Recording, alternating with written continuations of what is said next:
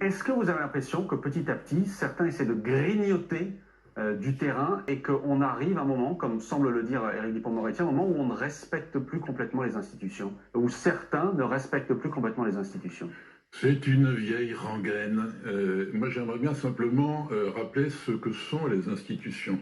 Parce que ce qu'on a entendu cet après-midi, et une rengaine qui est de plus en plus fréquente, c'est que la police doit contrôler et surveiller la justice. Alors là, enfin, je pensais que dans ce pays, on était tombé assez bas.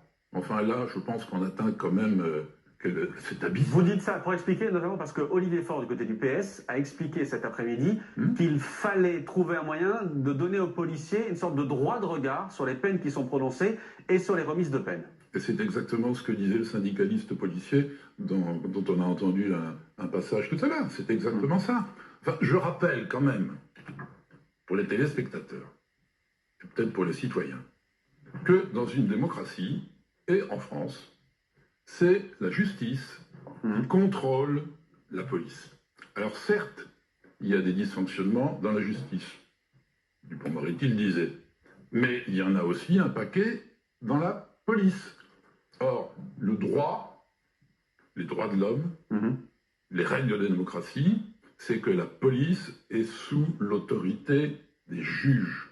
Donc ça, il est hors de question de le changer. Ou alors il faut changer la structure de notre pays, et puis à peu près la Constitution et peut-être encore d'autres choses. Donc ce contrôle-là, il faut le revendiquer, il faut le rappeler.